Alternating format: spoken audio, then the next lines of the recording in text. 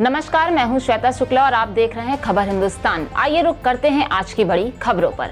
आज रात यूक्रेन से भारत लौटेंगे 256 भारतीय छात्र।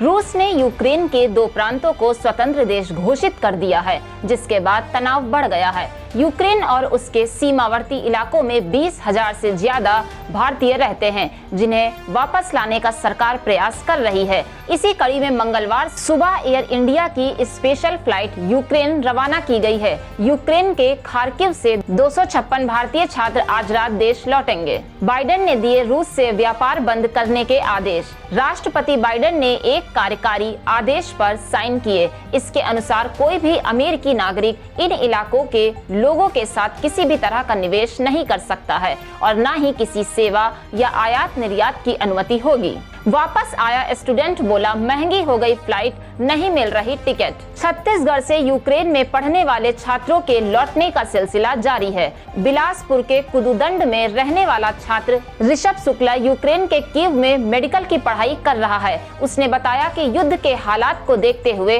भारतीय दूतावास ने एडवाइजरी जारी करते ही उनके पेरेंट्स अलर्ट हो गए और फ्लाइट का टिकट करा लिया। उसने 32,000 रुपए में फ्लाइट की टिकट ली थी, लेकिन अब स्थिति ज्यादा खराब हो गई है।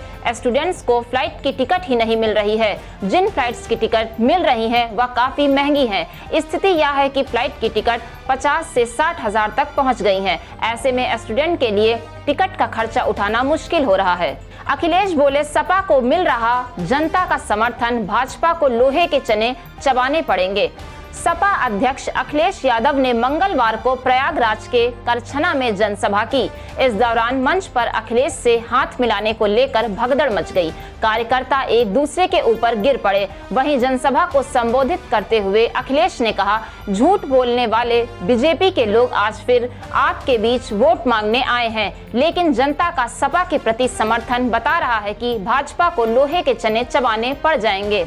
अयोध्या में गरजे सीएम योगी, कहा बीजेपी ने जो वादा राम भक्तों के साथ किया था वो करके दिखाया। उत्तर प्रदेश में 7 चरणों में होने वाले विधानसभा चुनाव के 5वें चरण के चुनाव प्रचार के लिए अयोध्या में पार्टी का प्रचार किया। सीएम योगी ने अयोध्या के मिल्कीपुर में राम भक्तों की जनसभा में कहा कि बीजेपी ने 5 साल पहले बीजेपी ने जो वादा राम भक्तों के साथ किया था वो हमने करके दिखाया। सुदृढ़ सड़कें और सुलभ यातायात नए अयोध्या की नई तस्वीरें हैं। मुख्यमंत्री योगी आदित्यनाथ ने कहा कि समाजवादी पार्टी की सरकार के दौर में यूपी में बिजली भी मजहबी हो गई थी। सीएम योगी ने कहा कि बिजली ईद और मुहर्रम पर आती थी, आज पूरे अयोध्या में 24 घंटे बिजली आती है। पीएम मोदी ने कहा, दशकों के कांग्रेस शासन के बाद भी मणिपुर में केवल असमानता थी।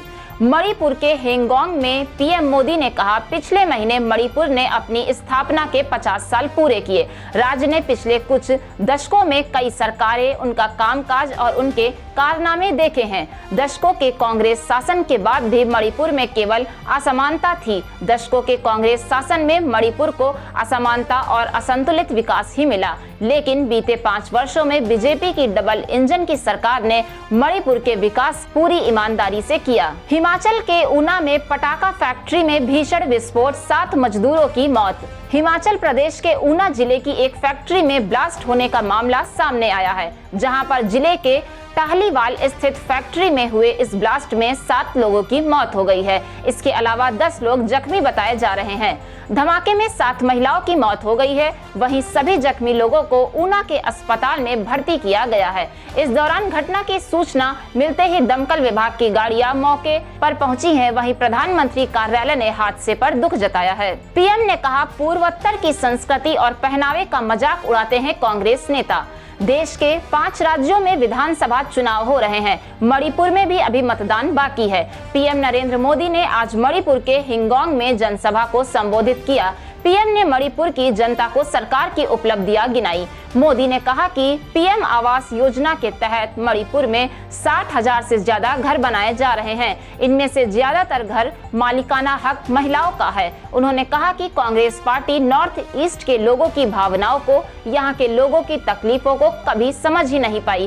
कांग्रेस नेता पूर्वोत्तर की संस्कृति और पहनावे का मजाक उड़ाते हैं। वीरभूमि में बिजनेसमैन की गोली मारकर हत्या। पश्चिम बंगाल में 27 फरवरी को 108 नगर पालिकाओं में चुनाव के मद्देनजर हिंसा की घटनाएं बढ़ने लगी हैं। बीरभूमि जिले के सैंथिया में एक व्यवसायी की गोली मारकर हत्या कर दी गई। इस पूरी घटना से इलाके में हड़कंप मच गया। पुलिस का मानना है कि कारोबारी कारणों से व्यक्ति की हत्या की गई है। पुलिस ने जांच शुरू कर दी है। बलिया पहुंचे रक्षा मंत्री राजनाथ सिंह। पूर्वांचल में शुरू हुआ सियासी घमासान। प्रदेश का चुनाव धीरे धीरे पूर्वांचल की ओर बढ़ने लगा है। इसी के साथ बड़े नेताओं की गतिविधियां भी क्षेत्र में बढ़ने लगी हैं। जनपद में छठे चरण में आगामी 3 मार्च को मतदान होना है। इसी क्रम में मंगलवार को रक्षा मंत्री राजनाथ सिंह सिकंदरपुर में दोपहर 12 बजे जनसभा को संबोधित करने पहुंचे। बलिया के रास्ते पूर्वांचल के वोटरों को साधने की कोशिश में सियासी घमासान का दौर अब शुरू हो चुका है। तो ये थी अब तक की खबरें। अगला अपडेट पाने के लिए बने रहिए मेरे साथ।